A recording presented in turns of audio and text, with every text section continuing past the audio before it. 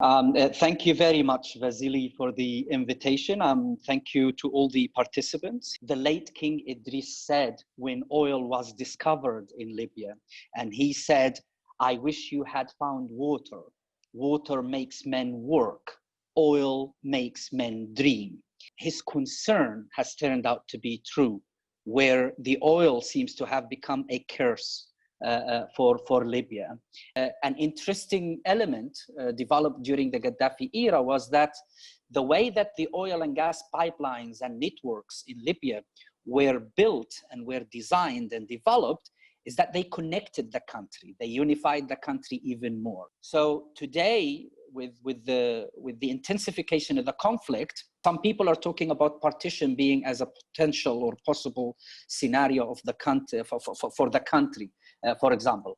But I think the issue of the oil and gas and the issue of the infrastructure that connects the three old regions or the entire country in some respects will always be, a sticking point going forward in case we reach a point where we would need to go that way. In 2011, another element has been struggle between armed groups for control and providing security for oil and gas infrastructure and control over installations as a means to extract money and favors from the authorities, but also from international oil companies that are operating in Libya. And there have been instances for that, where international oil companies have been involved in dealings with local groups to ensure the security of their infrastructure or their sites and installations.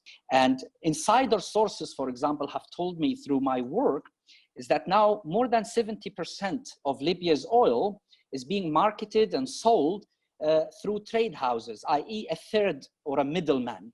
Since 2012 or 11, we have seen the oil and gas being used as a political bargaining chip by various political or actors in Libya. Khalifa Haftar, just before the Berlin conference in January of this year, how he managed to weaponize the closure of the oil terminals or the shutting down of the oil terminals and the oil fields, basically, and effectively bringing Libya's output to a halt. In that respect, what Haftar and Jadran and others do is that they weaponize the grievances, the local grievances of local populations and local tribes, which are legitimate grievances, but they do weaponize them in the context of the conflict in order to further their own narrow-minded agenda.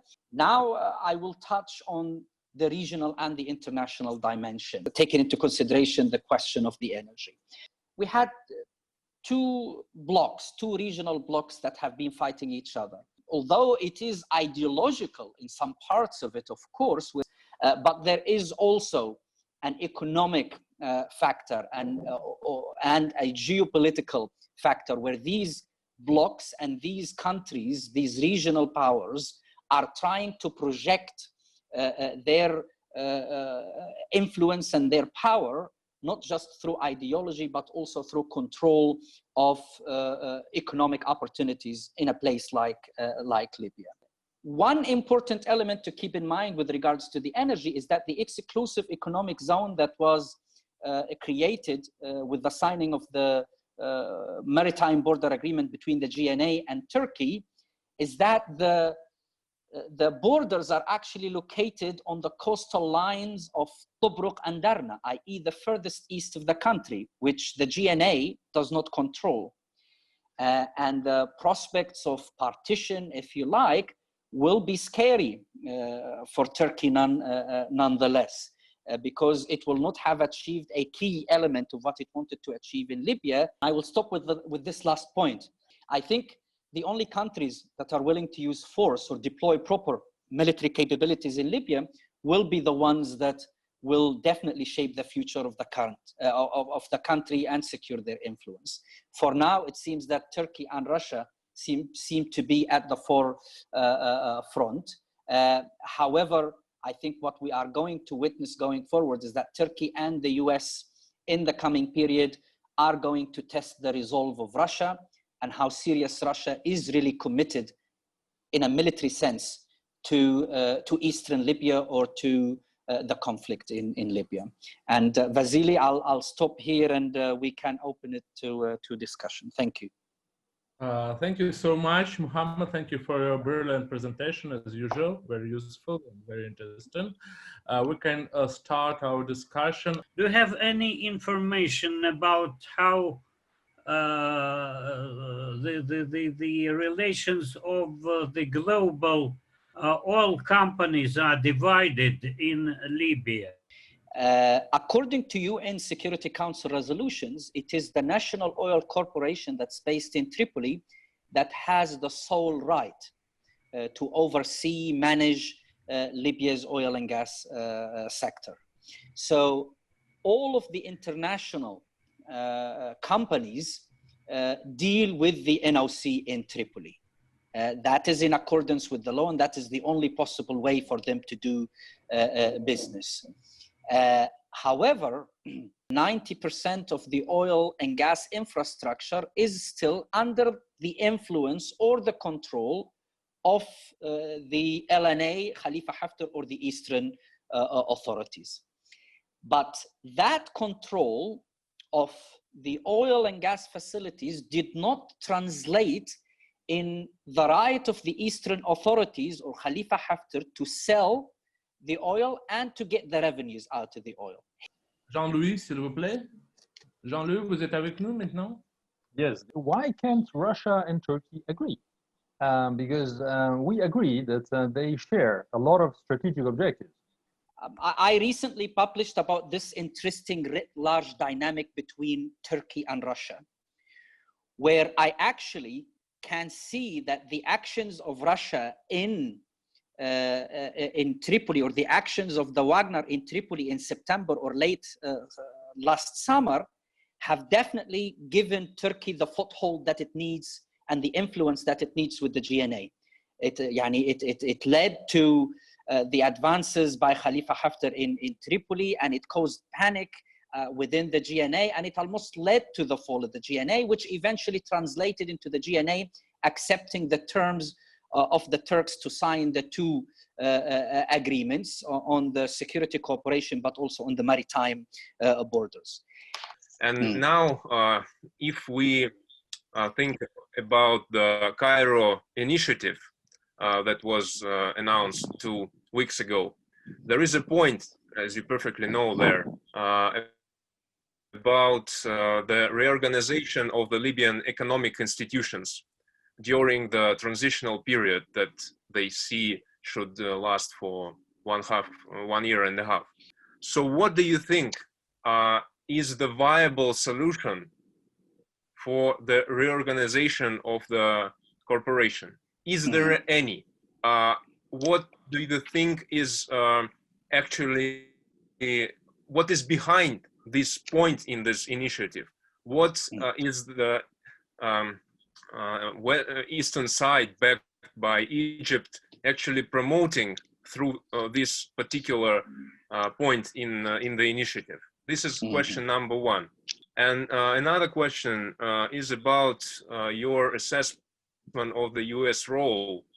Do you think that the US under the Trump administration actually has any leverage whatsoever on Cairo? Real leverage that can actually make Egypt government decide towards one option or another option in Libya? Thank you. A very important question on the issue of oil and gas wealth distribution or revenue distribution and management of economic institutions.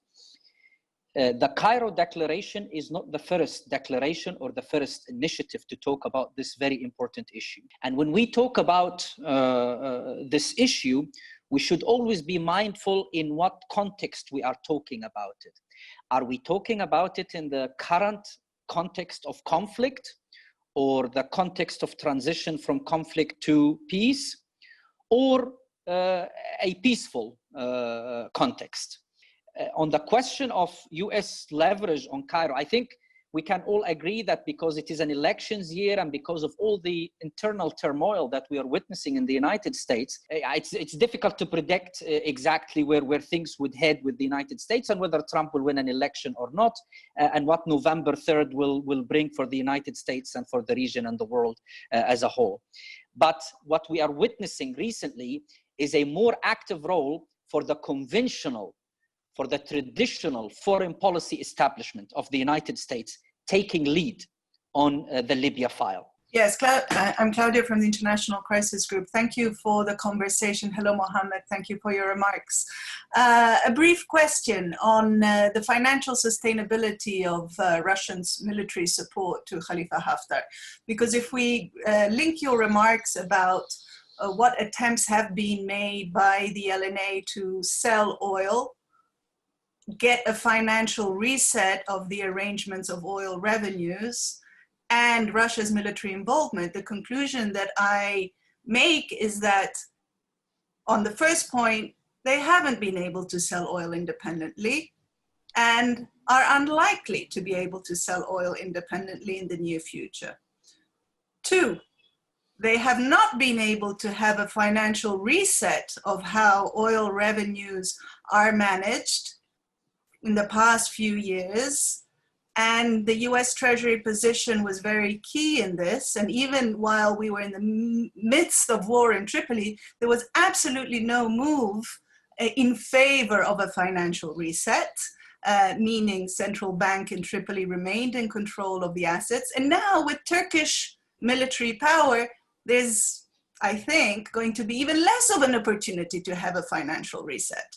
So if Russia is thinking about long-term investment in Libya and possible continued military support to Haftar and the LNA, how is it going to be financially sustainable, given that even the other Arab backers of the LNA are, and this is the third variable, under increasing financial distress because of the global reduction in oil prices? Do you have thoughts of how Russia can square its interest, military involvement, with the financial sort of closing of the financial window for getting paybacks?